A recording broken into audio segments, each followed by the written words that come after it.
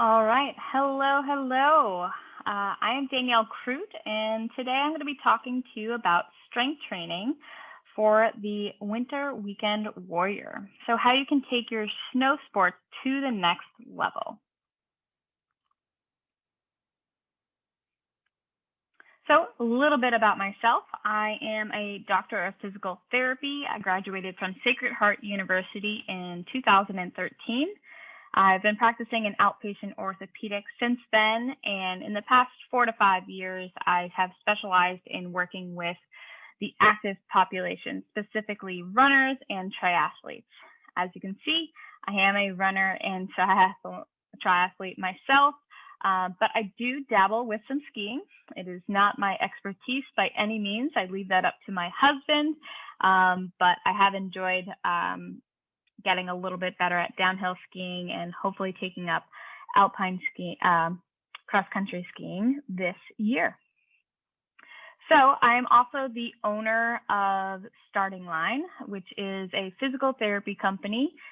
We also do remote coaching in addition to having Maine's only indoor run studio. So if you have questions about that, I'm happy to answer them. But we basically have indoor treadmill classes and strength classes geared towards runners. So just a little bit about what you'll expect to learn today is you're going to learn the benefits of strength training for snow sports specifically. You'll gain insight on how to decrease your injury risk. You'll gain an understanding on how to strengthen key muscle groups necessary for alpine and Nordic skiing. And you'll discover how to level up your cross training to improve your skiing performance. So this is just a lovely photo of a previous client of mine who competes with Nordic skiing, and he gave me permission to use his awesome photos. So before we get into how we can decrease injury risk, just to go over some common injuries that you might see with skiing and snowboarding. So I'm sure you possibly have experienced or know someone who's experienced an ACL tear. Those are quite common, a bit more common with alpine skiing versus cross country. You might see shoulder dislocations and or fractures, shoulder separations, lower extremity fractures like a femur or tibia, spinal injuries, closed head injuries, which means like a concussion or something like that, wrist, hand, or thumb injuries from catching your fall. But from a perspective of cross-country skiing in comparison to snowboarding or alpine skiing, cross-country skiing is going to be a bit lower risk. Typically, the injury rate is between 0.1 and 0.8 injuries per 1,000 ski days. So it might be a little bit higher with competitive athletes versus recreational. But that injury rate is still going to be really low. And typically, like we have mentioned here, it's going to be more muscle tendon injuries, joint and ligament injuries, and then lastly, contusions, which is just a fancy word for bruising.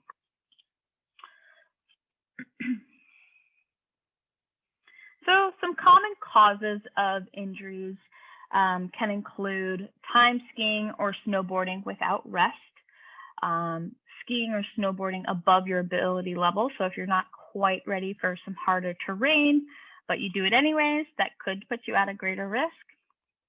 If you're fatigued or if it's at the end of the day after lots of runs or dehydration because you're not bringing water with you or taking breaks to grab water or food, that can contribute to it. Improper or faulty equipment. So it might not be anything that you're doing, but sometimes things don't work the way that they're supposed to. So something to be aware of. So it's always good to check where you're at or get a tune-up at the beginning of a season. Core skills or improper technique. So if you're doing something and maybe you're newer at it without taking a lesson, that can put you at risk as well. Coming from a newer skier, I definitely advocate for one, wearing your helmet so you don't put yourself at risk for a head injury, but also taking lessons. They go a really long way with helping you sharpen up those skills. So something else to consider is training more than 700 hours a year with limited rest can actually increase your risk for an injury by 2 times. Additionally, less than 2 days of rest per week can increase your risk of injury, more of an overuse injury, by 5 times. So that's really for people that are probably more on the competitive side, or just have access to skiing more frequently or close to the mountain. So just something to consider, that, you know, it's really important to make sure that you are giving yourself ample rest and recovery in between ski days. So now on to some ways that we can, you know, improve your performance, but also decrease that injury risk. So strength training is one of those ways that we can really make sure that performance will improve, but also get those muscles prepared for the activities you want to do. So some benefits of strength training include improvement in energy cost of locomotion, max power. So as you see here, being able to propel yourself forward, which will then be able to improve your speed, max strength, increase in rate of force development, so the ability to produce more force, muscular endurance, so being able to just stay out and ski longer.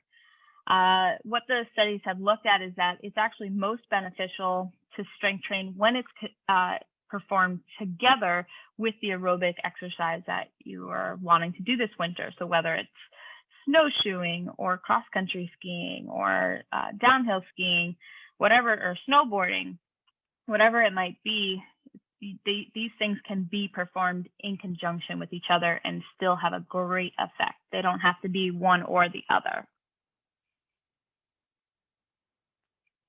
So before we get into some of my favorite exercises that hit these muscles that you'll need or that you use during these activities, let's just go over a little bit of anatomy. So we have our hamstring muscles. So that's going to be on the back of our leg. And that's going to be responsible for hip extension, but also knee bending. So think with Nordic skiing, when you're, bringing the legs back and forth, it's going to need to be able to push that leg back. So making sure that you're strengthening the hamstrings is going to be key. Next, we have the quadricep muscles. So we have those in the front of our leg. That's going to definitely be helpful for all types of snow sports, but definitely downhill skiing, being that it's going to help control what your knee is doing, control that downhill motion so that you basically don't fall forward. Another key piece here is going to be your glutes. So we have gluteus maximus, which is going to also help with the hamstrings to do that hip extension that we were just talking about. And then gluteus medius is kind of like the side butt area. And that's going to help with, if you're doing more of a skate ski style or moving side to side, turning, and also helping to stabilize the pelvis. And lastly, we can't forget about the upper body, especially when it comes to cross-country skiing. Your poles are doing a lot of that work to help propel you forward. So we're going to talk about some exercises to work the lat muscle, which is this awesome muscle here, which is going to be that muscle that helps you kind of pull back and push through to that next ski cycle.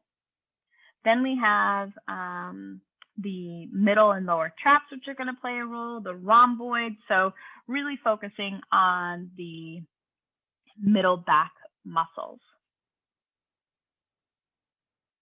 So before we get into some strengthening exercises, it's also important to remember plyometrics. So what that means is just that more of a rebound and release. So kind of like that elasticity. So something to help improve the tendon strength and just have a little bit more bounce, even though you're not necessarily doing that as much with snowshoeing or cross-country skiing, it can be applicable if you're going over bumps or moguls with downhill skiing. So just some simple ones. I don't have pictures for these or videos on the presentation, but if you do want videos of these, just shoot me an email. I have my contact information at the end that you can, and I can provide you with the videos here. So for pogo jumps, it's just going to be 2 feet jumping together in place. So imagine like you're jump roping in place. Ski jumps is going to be 2 feet together, and you're just going to be jumping side to side. So think like going downhill skiing really quickly, but you're going to stick that landing side to side. Then we have lateral bounds, which is going to be more hopping from one side to the other. But you want to, before you push off to the next one, you want to make sure you're sticking that landing, you're controlling that knee from going in, and you're keeping those hips level. So when you land on the right foot, you're making sure the hip's not dropping down. You're trying to keep it grounded. Typically 3 to 5 rounds, 30 to 60 second bouts is excellent. This is a great way to warm up, whether it's before you're going out for your snow sport or before your strength exercises. So these are my top 5 exercises for winter warriors. There's many different exercises that we can incorporate. I tried to keep it simple, limited equipment necessary if you don't have access to a gym or have equipment at home. Requires just some bands, and if you have access to kettlebells or dumbbells, this is a great way to just start your strength program and then be able to progress from there. So, split squats. So this is a great one for strengthening the quad muscle. So that muscle on the front of the leg here. We're also going to get some glute strengthening as well. Big thing here is you want to make sure that your feet are separated enough. So I typically like to go almost start in this half kneeling position so that my knee is in 90 degrees in the back here. And then you want to think of it as more of a lowering and elevating, like an elevator, versus shifting forward and back on that front leg. Although you're using both legs, you are going to be primarily using this front leg more than the back. Feel free, if this is the first time that you're doing it, to do it unweighted, or you can do it with a kettlebell like I'm holding, or a dumbbell if that's what you have access to. So as a progression here, you can go to a rear foot elevated split squat.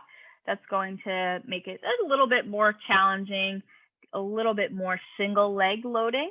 So you're really going to have more of that load on that front leg. This leg back here is just going to be there for support, but you're still going to load through it and bend through it. You're not going to keep it straight. What I encourage people to do is set up your front foot first, so making sure it's far enough in front of you before you set up your back leg so that you're not trying to hop while having one leg in an unsteady position. So same concept here. You're going to lower down to that about 90 degrees. It's okay if the knee goes forward, but we don't want to primarily go forward. And then you're going to come back up to standing once again. Trying to stay a little bit more upright here, making sure the back knee bends. And this is just a frontal view. The knee is trying to point straight ahead along with your foot versus caving in. And it's very normal for it to feel a little bit different side to side. One side might be easier. We do often have sides that are our stronger side, or a side that we just feel more comfortable on. So that's very common. So bridge with a pull down. This one is going to be great because it's going to start to target the hamstring muscles and the glutes, both on the back side of our leg. But with the pull down added on, it's also going to incorporate that lat muscle, that big muscle in the back here that I was talking about. So to help strengthen the pull action that you would especially need for cross-country skiing. So what you're going to do here is as you pull the band down, your hips go up, you're driving those feet to the floor, and you're just going to come where this evens out. So it kind of comes to 0. You don't have to go all the way up through that and go into your low back. You want to make sure that you're just feeling it in your hamstrings and your glute muscles. So I tend to tell people to incorporate their breath here. You're going to, in this position, that's going to be your inhale. And then you're going to exhale as you lift those hips up. By breathing, that's going to start to incorporate your abdominal muscles as well. It's going to help move things right along. Same goes for back here. You're going to inhale as you lower, and then exhale as you stand back up. This will be even more important as you start to increase that weight. So just some other pull down variations to once again strengthen that lat muscle and some of the other shoulder and mid back muscles. So we can go with just standing upright and pulling down to the hips with 2 arms. So palms are facing down, start at about 90 degrees here and just pull right to your hips. You don't have to go beyond. Another way that you can change the muscles a little bit is just by flipping the palms around. Palms are going to face forward, and then you're going to pull back again. That's going to get a little bit more triceps as well, so that muscle right on the back of that arm here. But once again, is going to incorporate the lats and those upper back muscles. This one's great, another twofer, as I like to call it. So you're loading up that hip a little bit by hinging the hips forward. Trunk is nice and straight here, but getting a little bit closer to parallel with the floor. So it is going to recruit the hamstrings and the glutes just a little bit. And then you're going to do a single arm pull down. So you're going to start with the arm overhead, and then you're going to pull it down to your side. Once again, it does not have to go beyond your trunk, and then you can switch sides. You can do this with 2 arms at a time as well. I just like to switch it up and sometimes just do single arm actions. And then this is going to be a little bit more advanced because we're going to start to challenge balance here as well. So this is going to be a pull down with a march. So you're going to have the band in the opposite hand of the standing leg. So as you march that leg up, as you see here, you're going to go 90, 90, 90 through hip, knee, and ankle. You're going to pull that arm down right by your side. Once again, I'm going to do this with one hand so that I can work either side on its own. But yeah, this is going to be a more advanced version because we have balance. You're going to squeeze that quad on that leg so it's nice and straight, working a little bit of that hip flexor as you come into that march position. And once again, working that upper body, lat, and upper back muscles. Lateral lunge. So this one is going to be great, and it's going to switch it up just a little bit. It's going to start to work the outer hip on this side and then also the adductors. We often forget about those muscles, but it's the muscles on the inside of our thigh. So you're going to start from a standing position, and then you're going to step out, load up that leg. So you're going to have a bend at the knee, and then you're also going to sit that butt back, and then you're going to come back to this starting position. So it's a load, unload. Here, it's going to be a breath in, an inhale here as you load up, exhale as you return back to this position. So this one's going to be great for moving out of what we call the sagittal plane, which is what we're doing especially when we're Nordic skiing, or if you're running or snowshoeing, it gets you more moving in that frontal plane. So this is going to be great for if you're doing more of a skate ski style, or getting you comfortable with turns. Just a great way to really capture the strengthening the muscles of the thigh from a 360 perspective. So these are just some row variations. So rows are going to help target that mid-back, so those rhomboid muscles that we showed you before, and the middle trap muscle. So you can start in a standing position. Once again, another twofer, all about efficiency and making use of your time so you don't have to do 500 different exercises. So this one is going to be a great little burner for your glutes and your quads. So sitting into a squat hold position, and then you're going to row. So you're going to start with those arms straight out in front of you and then bring them right to your side. So you're not just pulling with your biceps here or your arms, you're actually squeezing through those shoulder blades, and those arms come right to your side.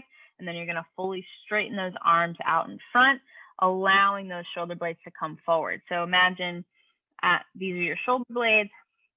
As you come back into that row, shoulder blades are going to come down and back. And then as you straighten those arms again, they're going to come forward.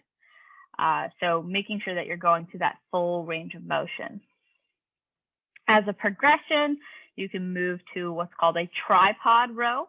So you're going to create a tripod with your 2 feet and your hands on a stable surface like a bench, table, whatever you have access to. And then you're going to go into that hip hinge, or I like to call it like a football player stance. Back is straight. Start with a fully straightened arm, and then same thing. You're going to squeeze through the shoulder blades here, pull through, elbow to your side, and then come back down to straighten. And then you'd switch sides. And then this is another row variation. Once you've gotten a bit more comfortable, then you can load up both hands, and you're in this bent over position. So you're going to load up the hamstring and glutes here. It is going to be a little bit more challenge on the abdominals and the low back. So this is where it's going to be really important to find that weight that feels comfortable, but that's where using your breath is going to be really, really helpful. So as you're in this setup position, arms straightened, this is going to be your inhale. And then you're going to exhale, engage those abdominals as you pull the weights towards you. Inhale as you go back to the starting position, exhale as you pull back up. So breathing, I could spend the whole session on talking about the benefits of breathing and why it's going to be helpful for incorporating with your lifts. If you have questions on that, just feel free to reach out, but it's really going to help kind of include those abdominal muscles, allow them to help you with the load that you're lifting. You never want to hold your breath when you're doing this type of lifts. So now to give you a little sample workout, keeping it really, really simple, just using the exercises that we just went over. Like I said, there's like so many exercises you can choose from, but these are just some staples that I think are great to start with, especially if you're new to strength training.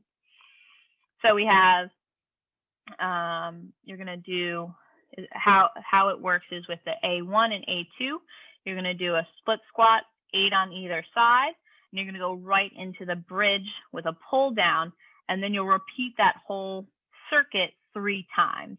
So it'll go back and forth. You're not going to do 3 times 8 and then 3 times 12. You'll alternate back and forth between the 2 exercises. Once you're done there, give yourself a little bit of a break, maybe 1 to 2 minutes, grab water, and then you'll move into the lateral lunges. Same thing, you'll do 8 on either side, then go into the rows, 12 total, and then once again, repeat that 3 rounds. In between each round, feel free to take about 60 seconds of recovery as well. You don't need to rush through it. It does not have to be fast. You want to make sure that you're focusing on your form with each repetition versus racing through it and rushing through it. So kept it really simple for you. Strength training doesn't have to be intimidating. It also doesn't have to require hours at the gym or hours in your basement, wherever you are strength training. It really can be as simple as what I just showed you as that sample exercise. So I don't want it to be scary or intimidating. It doesn't require a ton of equipment to at least start to get some changes happening and feeling stronger and a bit more confident in those sports that you want to participate in this winter. So if you do have questions or concerns, whether it's physical therapy related, strength training related, running, skiing, please don't hesitate to reach out. This is the best way to contact me, either via email. You can find me on Instagram at RunFitDoc. That's my personal page. And then Starting Line also has an Instagram. You can find us on our website here. That will lead you to our three sides of our business. So we have the physical therapy, the run studio, and then we have a virtual physical therapy company called Race Ready. So feel free to also give me a call. And we are located right in Portland, right down the street from Back Cove. So yeah, if you have any questions, if you want videos of any of those exercises, just shoot me an email. I can send you the YouTube link for them. And yeah, thank you for taking the time to learn about strength training. And I hope you have a great winter skiing, snowboarding, snowshoeing, whatever it is that you're doing. And I hope to hear from you guys soon. Have a great day.